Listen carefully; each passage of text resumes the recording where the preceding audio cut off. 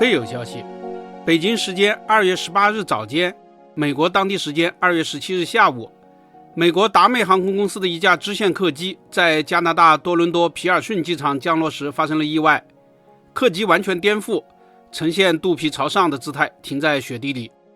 最新报道说有约15人受伤，1名飞行员受伤较重，但幸运的是没有人员死亡。经核查，涉事客机航班号是 DL4819， 是从美国明尼阿波利斯飞来的定期航班，当时由注册号为 N932XJ 的 CRJ 900直飞，机龄 15.6 年。这架飞机的产权属于达美旗下的支线公司达美联捷，运营则是由专业的支线公司奋进航空操刀。这种合作方式在美国比较流行，咱们之前聊支线航空的时候也介绍过。美国近期的民航事故特别多，包括小飞机坠毁、波音737驾驶舱冒烟，以及前不久里根机场附近严重的空中相撞，那架也是 CRJ 客机。美国是西方世界最大的国家，这些事故是不是说明这个西方大国的民航最近出了什么系统性的问题呢？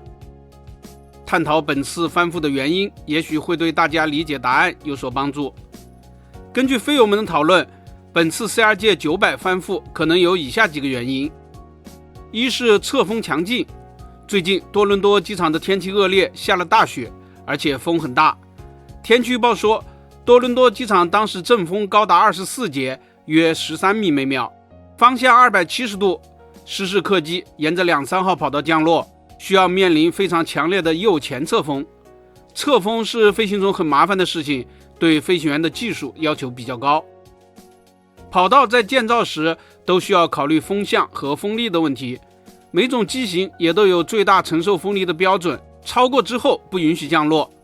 但是天气预报不可能每时每刻都在发布，因此一直存在发布时合规，触地时超标的可能性。二是跑道污染。跑道污染是指跑道上有雪、冰、泥或者水等，一般厚度超过3毫米时会被认为影响飞行安全。下雪后，机场会清理跑道，但在风力的作用下仍有可能堆积。如果飞机降落时不小心踩到了污染位置，可能产生打滑的现象。当存在跑道污染时，风力的标准也要提高，也就是风大时不允许降落。本次究竟是加拿大管制员违规，还是美国飞行员胆子太大，需要调查才能知道。三是 CRJ 的驾驶难度稍高。CRJ 是加拿大庞巴迪公司的产品，整个系列包括 CRJ 100、200、700、900和1000等，长度是越来越长，客座数也越来越多。CRJ 是非常成功的机型，全球许多国家都曾引进，但飞有传闻说它与波音和空客相比，驾驶难度要稍高，有些设置不一样。CRJ 降落时与1276一样呈俯冲姿态，在接近地面时才能改平。它没有自动油门功能，关车手柄在油门杆上，容易误操作。这些操作熟练之后当然不会有问题，总体来说 CRJ 的质量还是很好的，很结实。例如这一次机翼和尾翼全都断了，但机身没有断裂，没有导致人员死亡，也没有需要抬出来的。四是行业背景的问题。从以上3点来看，这起事故属于偶发，但另一个不容忽视的问题是，美国的支线航空也非常艰难。支线公司的薪资本来就比干线工资低，疫情后美国的民航人手紧缺，大量的支线员工跳槽到干线，支线公司被迫重新征招人马，薪资支出很大，收入增长却相对缓慢。另外，从最新视频显示，也存在着重着陆的可能性，所以这起事故是不是存在飞行员经验欠缺、操作不当的问题，还需要等待调查验证。至于说美国近期为何事故多发，主要还是关注度的问题。美国有25万架民用飞行器，往常也经常出事故，几乎每天都有，只不过撞击之前大家不那么关注罢了。